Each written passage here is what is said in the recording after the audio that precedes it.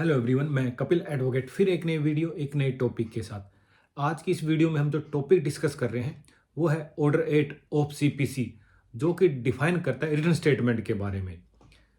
Video start करने से पहले आपसे हमेशा की तरह एक रिक्वेस्ट कि अगर आपने अभी तक मेरे चैनल को सब्सक्राइब नहीं किया तो मेरे चैनल को सब्सक्राइब कर दीजिए, बेल बटन आइकॉन को ऑन कर दीजिए और अगर आपको मेरा वीडियो पसंद आता है तो लाइक एंड शेयर कर दीजिए। तो अब हम स्टार्ट करते हैं आज का हमारा टॉपिक ऑर्डर 8 रिटर्न स्टेटमेंट। जैसे कि आप सभी जानते हैं कि जब प्लेंटिफ के द्वारा सिविल कोर्ट में सिविल सूट फाइल किया जाता है प्लेंट के द्वारा, तो उसके बाद डिफेंडेंट को सम्मन सर्विस होते हैं कि आप कोर्ट में अपीयर है और जो सिविल सूट आपके अगेंस्ट फाइल किया गया प्लेंटिफ के द्वारा उसके बारे में आपने क्या कहना है। तो ऑर्डर 8 इसी के बारे में डिफाइन करता है कि जब प्लेंटिफ के द्वारा प्लेंट का रिप्लाई दिया जाता है उसे हम रिटर्न स्टेटमेंट कहते हैं। ऑर्डर 8 में डिटेल से यह डिफाइन किया गया है कि कितने टाइम पीरियड में डिफेंडेंट के द्वारा रिटर्न स्टेटमेंट फाइल की जाएगी, क्या उसका कोई टाइम पीरियड है, कौन कौन से डॉक्यूमेंट रिटर्न स्टेटमेंट के साथ अटैच करने होंगे जिनके बेसिस पर वो अपने केस में डिफेंस ले रहा है, क्या कोई एक्स्ट्रा क्लेम उसका है तो क्या वो क्लेम उस रिटर्न स्टेटमेंट के द्वारा वो क्लेम कर सकता है, और इसके साथ में हम यह भी देखेंगे कि किस तरह वो प्लेंट में जो फैक्ट्स दिए गए हैं उनको डिनाई कर सकता है, कितने टाइम पीरियड तक उसकी लिमिटेशन है उनको डिनाई करने की। इसके बारे में हम आज डिस्कस करते हैं। जैसे ऑर्डर 8 का जो रूल है 1, वो ये कहता है कि जिस दिन डिफेंडेंट को सम्मन की सर्विस हो जाएगी, कि जिस दिन डिफेंडेंट को सम्मन मिल जाएंगे जो सूट फाइल किया गया उसके अगेंस्ट, उसके विद इन 30 डेज के अंदर कोर्ट में रिटर्न स्टेटमेंट फाइल करनी होगी। अगर वो 30 दिन के अंदर रिटर्न स्टेटमेंट फाइल नहीं कर पाता तो मैक्सिमम जो टाइम पीरियड है जो एक्सटेंड किया जा सकता है वो 90 दिन का टाइम पीरियड एक्सटेंड किया जा सकता है। इसी तरह अगर कोई सिविल सूट कॉमर्शियल से रिलेटेड है, डिस्प्यूट से रिलेटेड है, उन केसेस में जो मैक्सिमम टाइम पीरियड है वो 120 डेज का है। तो आप सिंपल वे में समझ गए होंगे कि अगर कोई नॉन कॉमर्शियल सिविल सूट है उन केसेस में मिनिमम 30 डेज और मैक्सिमम 90 डेज के अंदर डिफेंडेंट को रिटर्न स्टेटमेंट फाइल करनी होगी, और अगर कॉमर्शियल सूट है तो मिनिमम 30 डेज और मैक्सिमम 120 डेज के अंदर रिटर्न स्टेटमेंट फाइल करनी होगी। इसके बाद में जो नेक्स्ट रूल है 1A, वो ये कहता है कि जिस बेसिस पर डिफेंडेंट अपनी रिटर्न स्टेटमेंट फाइल कर रहा है, जिन डॉक्यूमेंट के बेसिस पर वो जो डिफेंस ले रहा है उन डॉक्यूमेंट्स को भी रिटर्न स्टेटमेंट के साथ फाइल करना होगा कि किन बेसिस पर वो जो प्लेंटिफ का सूट है उनको डिनाई कर रहा है। अगर उसके पास कोई डॉक्यूमेंट है वो उसको नेसेसरी है, मैंडेटरी है कि वो उनके रिटर्न स्टेटमेंट फाइल करते समय उनको अटैच करे रिटर्न स्टेटमेंट के। अगर कोई ऐसा डॉक्यूमेंट है जिसके बेसिस पर डिफेंस तो ले रहा है डिफेंडेंट लेकिन वो उसके पास नहीं है, तो रिटर्न स्टेटमेंट में ये डिफाइन करना होगा कि किसके पास वो डॉक्यूमेंट है। अगर कोई document eight the time of the filing of the return statement defendant के द्वारा कोर्ट में पेश नहीं किया जाता तो वो उन डॉक्यूमेंट को एविडेंस में नहीं पेश कर सकता without permission of the court. कि अगर जिस समय डिफेंडेंट ने रिटर्न स्टेटमेंट फाइल की और कोई डॉक्यूमेंट नहीं लगाया और जब एविडेंस का टाइम आता है तो उन डॉक्यूमेंट को एविडेंस में वो पेश नहीं कर सकता। अगर उसको वो डॉक्यूमेंट प्रोड्यूस करना है कोर्ट में eight the time of the evidence तो विद परमिशन ऑफ कोर्ट वो डॉक्यूमेंट कोर्ट में प्रोड्यूस कर सकता है। लेकिन जो ये रूल है 1A वो उन पर अप्लाई नहीं होता जब क्रॉस एग्जामिनेशन ऑफ प्लेंटिफ का किया जा रहा है या कोई डॉक्यूमेंट विटनेस अपनी मेमोरी रिफ्रेश कर रहा है, उस पर भी ये अप्लाई नहीं होता। नेक्स्ट जो रूल है 2, वो ये कहता है कि कोई भी न्यू फैक्ट है वो रिटर्न स्टेटमेंट में स्पेशली प्लीडेड करना होगा कि किन डॉक्यूमेंट्स पर, किन फैक्ट्स पर रिटर्न स्टेटमेंट फाइल की जा रही है। अगर डिफेंडेंट जिस फैक्ट के बेसिस पर रिटर्न स्टेटमेंट फाइल कर रहा है वो उसको स्पेशली मेंशन करना होगा अपनी रिटर्न स्टेटमेंट में। फॉर एग्जांपल, किन बेसिस पर डिफेंडेंट क्लेम कर रहा है कि भी प्लेंटिफ का जो सूट है वो मेंटेनेबल नहीं है या वॉइड या वॉइडेबल लॉ पॉइंट पर है, इसलिए प्लेंटिफ का जो सूट है वो मेंटेनेबल नहीं है। जिस फैक्ट्स पर है वो स्पेशली मेंशन करने होंगे और ये जो भी फैक्ट्स हैं वो as a defence written statement में मेंशन करने होंगे और ये at the time of the filing of the statement ये सभी फैक्ट्स मेंशन करने होंगे या कोई सरप्राइज देकर प्लेंटिफ को डिफेंडेंट ये फैक्ट्स मेंशन कर सकता है। इसके अलावा और भी कोई फैक्ट्स हैं जैसे कि प्लेंटिफ ने जो सूट फाइल किया वो फ्रॉड से फाइल किया है या उसकी लिमिटेशन है वो ख़त्म हो गई है, कि लिमिटेशन के बाद प्लेंटिफ ने सूट फाइल किया है। ये जो भी फैक्ट्स हैं वो स्पेशली प्लीडेड करने होंगे अपने रिटर्न स्टेटमेंट में। इसके बाद में जो रूल 3 है ऑर्डर 8 का, वो ये कहता है कि रिटर्न स्टेटमेंट में जो भी डिनाई किया जा रहा है डिफेंडेंट के द्वारा उन फैक्ट्स को या उन ग्राउंड्स को जर्नली मेंशन नहीं करना होगा, बल्कि स्पेसिफिकली डिनाई करना होगा कि जो फैक्ट्स प्लेंटिफ ने अपनी प्लेंट में मेंशन किए हैं उनको वो डिनाई करता है।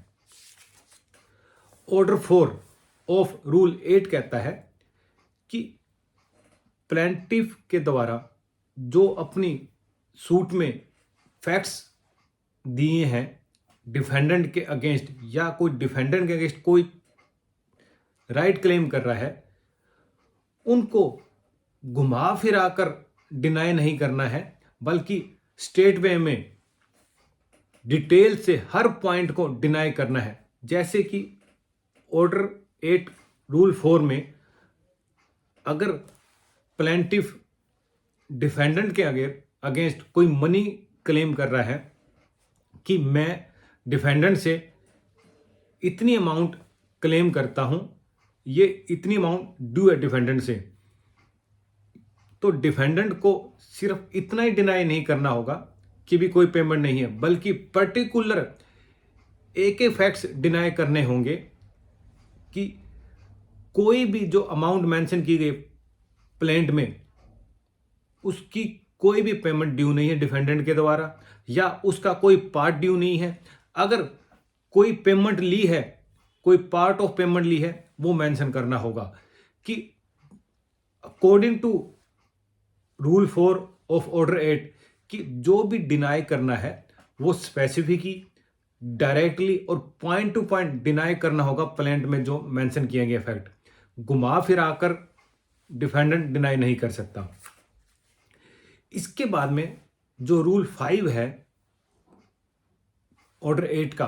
वो ये कहता है स्पेसिफिक डिनाई, कि जो एलिगेशन फैक्ट्स हैं जो प्लेंट में मेंशन किए गए हैं डिफेंडेंट के अगेंस्ट, उनको स्पेसिफिकली या नेसेसरी एप्लीकेशन के द्वारा, इम्प्लीकेशन के द्वारा डिनाई करना होगा। अदरवाइज कोर्ट ये मानेगी कि डिफेंडेंट ने जो फैक्ट्स प्लेंट में दिए गए थे उनको एडमिट कर लिया है। लेकिन ये जो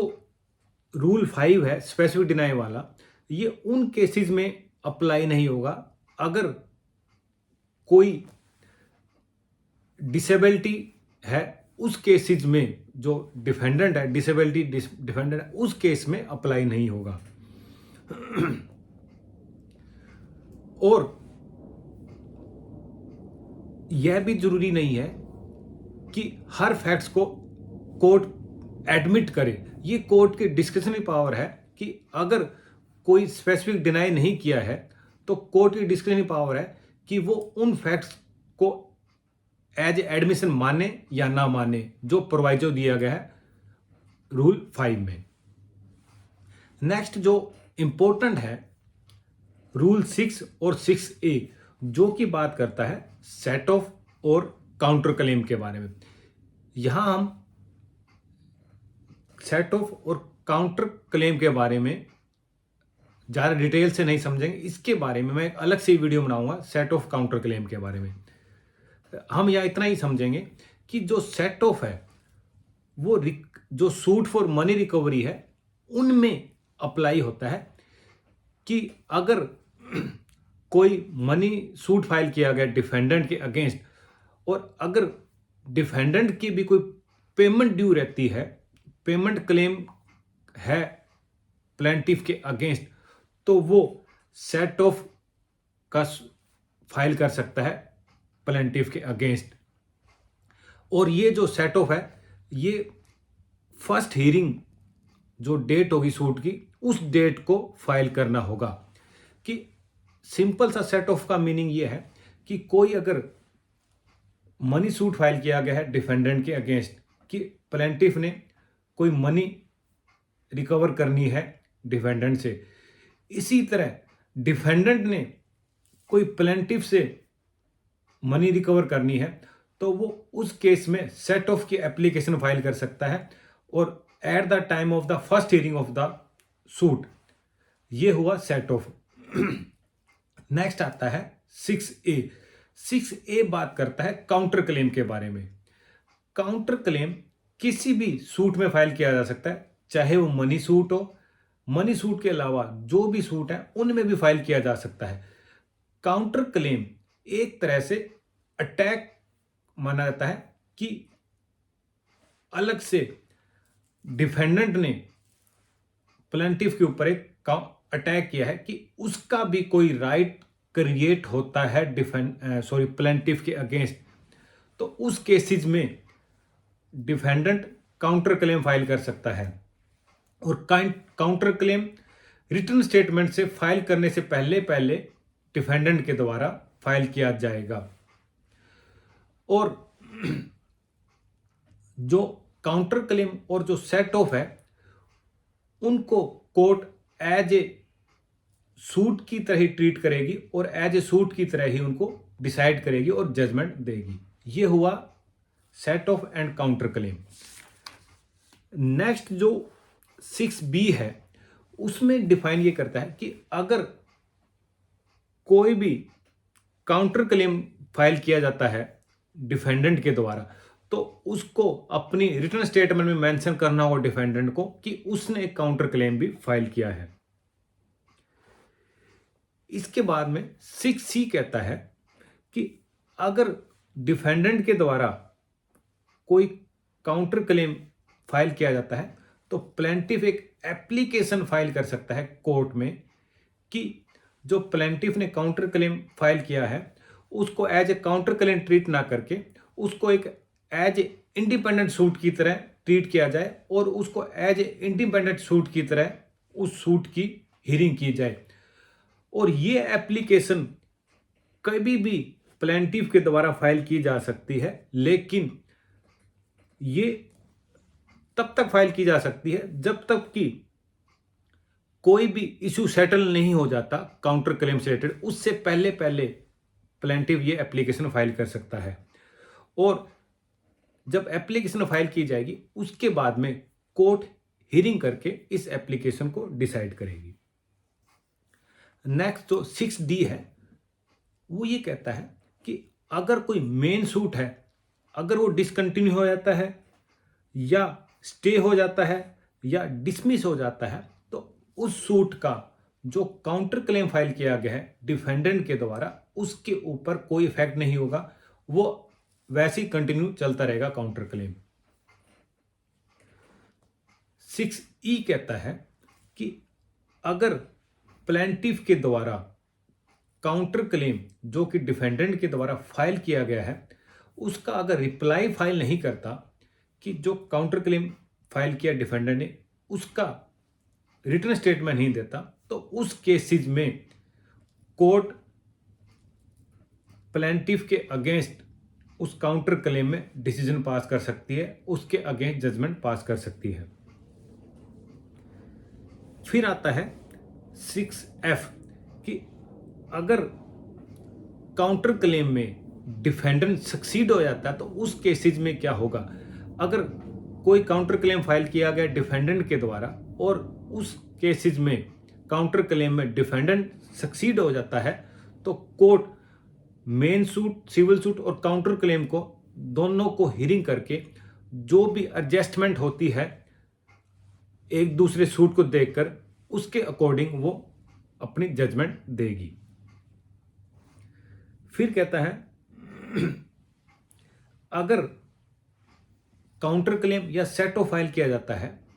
और उसके against plaintiff return statement file करता है तो उस रिटर्न स्टेटमेंट पे वो रूल सभी अप्लाई होंगे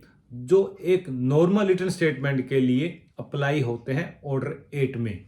सिंपल वे हम ये कह सकते हैं कि काउंटर क्लेम का जो रिटर्न स्टेटमेंट होगी उस पर जो रूल है वो जो 8 में दिए हैं ऑर्डर 8 में वो सभी अप्लाई होंगे। इसके बाद आता है रूल 7 ऑफ ऑर्डर 8। ये कहता है कि जो भी रिटर्न स्टेटमेंट में ग्राउंड लिए गए हैं,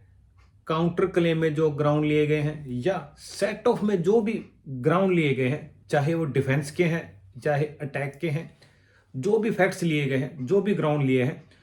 उनको सेपरेटली एंड डिस्टिंक्टली मेंशन करना होगा अपने रिटर्न स्टेटमेंट में, सेट ऑफ में और काउंटर क्लेम में भी सबको प्रॉपर वे में डिफाइन करना होगा।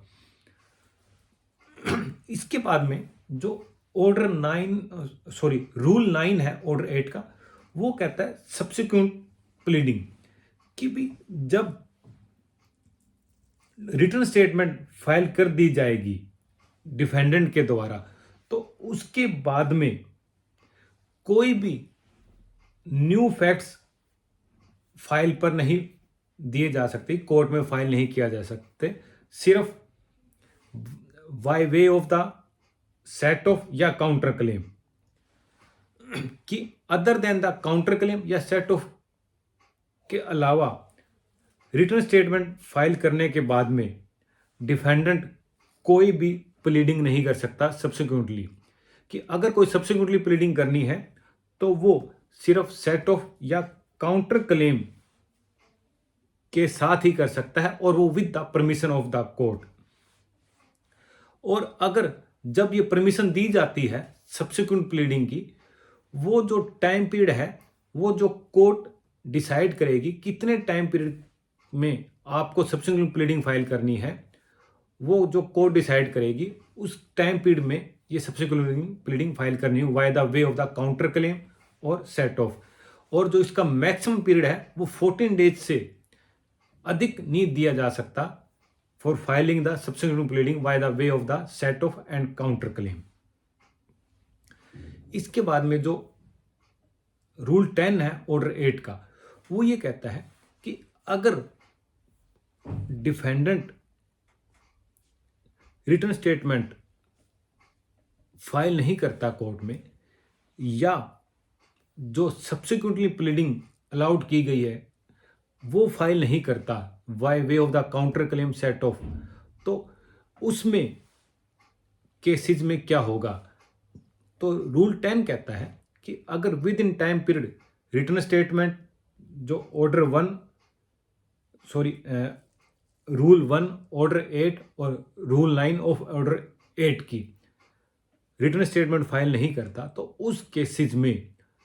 जजमेंट है वो डिफेंडेंट के अगेंस्ट प्रनाउंस कर दी जाएगी और जो जजमेंट है उसके अकॉर्डिंग डिग्री ड्रा की जाएगी। तो ये आज का हमारा टॉपिक हुआ कि रिटर्न स्टेटमेंट कितने टाइम पीरियड में फाइलिंग की जाएगी,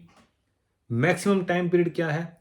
क्या क्या डॉक्यूमेंट रिटर्न स्टेटमेंट के साथ अटैच किए जाएंगे, अगर eight the time of the return statement अगर कोई डॉक्यूमेंट नहीं है तो क्या